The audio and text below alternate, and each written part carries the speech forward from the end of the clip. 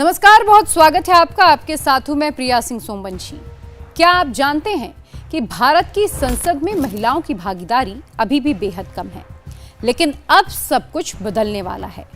ये कहानी है भारत के लोकतंत्र के सबसे बड़े मंदिर यानी कि संसद की, जहां सदियों से कानून बनते आए हैं। लेकिन इस कहानी में एक मोड़ तब आया जब नारी शक्ति को उसका असली हक देने की बात उठी। कहानी शुरू होती है लगभग 27 साल पहले। साल 1996 में पहली बार कोशिश हुई थी कि महिलाओं को राजनीति में बराबर की हिस्सेदारी मिले। कई सरकारें आईं और कई गईं, बिल भी पेश हुए, पर कभी शोर शराबे में दब गए तो कभी बहुमत की कमी से। ऐसा लगता था कि जैसे महिलाओं के लिए संसद के दरवाजे आधे ही खुले हैं। साल 2023 में जब भारत की संसद अपने नए और भव्य भवन में शिफ्ट हुई तो सबसे पहला कदम इसी ऐतिहासिक काम के लिए उठाया गया। इस बिल का नाम रखा गया नारी शक्ति वंदन अधिनियम, जिसे हम 128वां संविधान संशोधन विधेयक भी कहते हैं। अब चलिए बहुत ही सरल भाषा में समझते हैं महिला आरक्षण बिल है क्या और इसे लेकर अब तक क्या क्या हुआ है। इस बिल का आधिकारिक नाम है नारी शक्ति वंदन अधिनियम।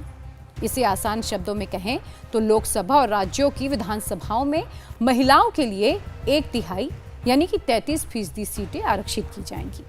मतलब अगर किसी विधानसभा में मान लीजिए कि 100 सीटें हैं तो उनमें से 33 सीटों पर सिर्फ महिलाएं ही चुनाव लड़ेंगी। और इसके पीछे का जो उद्देश्य है वो है राजनीति में महिलाओं की भागीदारी बढ़े और कानून बनाने की प्रक्रिया में उनकी आवाज को और मजबूत किया जाए। लेकिन ये सफर इतना आसान भी नहीं था। इसे समझने के लिए आपको थोड़ा पीछे लेकर चलती हूँ।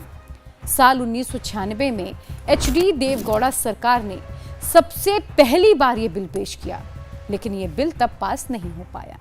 इसके बाद 1998, 2004 में अटल बिहारी वाजपेयी जी की सरकार ने कई बार इस बिल पर कोशिश की, पर भारी विरोध के कारण ये बिल लटका रहा, इसका कुछ नहीं हुआ। 2010 में मनमोहन सिंह सरकार में भी ये बिल राज्यसभा में तो पास हो गया, लेकिन लोकसभा में तब भी अटक गया। इसके बाद साल आता है वो ऐतिहासिक साल सितंबर 2023। नई संसद के विशेष सत्र में इसे नारी शक्ति वंदन अधिनियम के नाम से पेश किया गया। 21 सितंबर 2023 को यह बिल लोकसभा और राज्यसभा दोनों जगह से भारी बहुमत के साथ पास हुआ। 27 साल का लंबा इंतजार था और 2023 में जाकर यह बिल पास हुआ। 29 सितंबर 2023 को राष्ट्रपति द्रौपदी मुर्मू ने इस पर हस्ताक्षर किए और ये बिल कानून बन गया। अब आप ये सोच रहे होंगे कि क्या 2024 के चुनाव में ये लागू हुआ? तो इसका सीधा सा जवाब है नहीं। इसके लागू होने के पीछे दो मुख्य शर्तें हैं। पहला, जनगणना, पहले देश में नई जनगणना होगी, और दूसरा परिसीमन। जनगणना के आंकड़ों के आधार पर सीटों का नए सिरे से निर्धारण होगा। नई जनगणना अभी हाल ही में शुरू हुई है। अब डेटा आने में लगभग 2 साल का वक्त लगेगा। उसके बाद परिसीमन होगा, डिलिमिटेशन होगा, और ऐसे में महिला आरक्षण 2034 चुनाव तक टल सकता था। अब यहाँ पर मोदी सरकार ने क्या किया, इसे 2029 में ही लागू वो कराना चाह रही हैं और इसीलिए विशेष सत्र में 3 नए विधेयक लाई हैं। संविधान 131वां संशोधन विधेयक 2026, परिसीमन विधेयक 2026, केंद्र शासित प्रदेश कानून संशोधन विधेयक 2026। सरकार इन विधेयकों के जरिए 3 बड़े काम करना चाह रही है। पहला ये कि लोकसभा की अधिकतम सीटें 543 से बढ़ाकर 850 करना।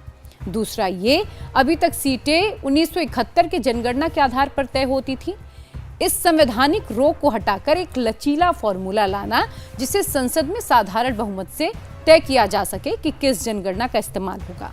और तीसरा, एक परिसीमन आयोग बनाना जो 2011 की जनगणना के आधार पर चुनाव क्षेत्रों की नई सीमाएं खींचे और सीटें फिर से बांटे।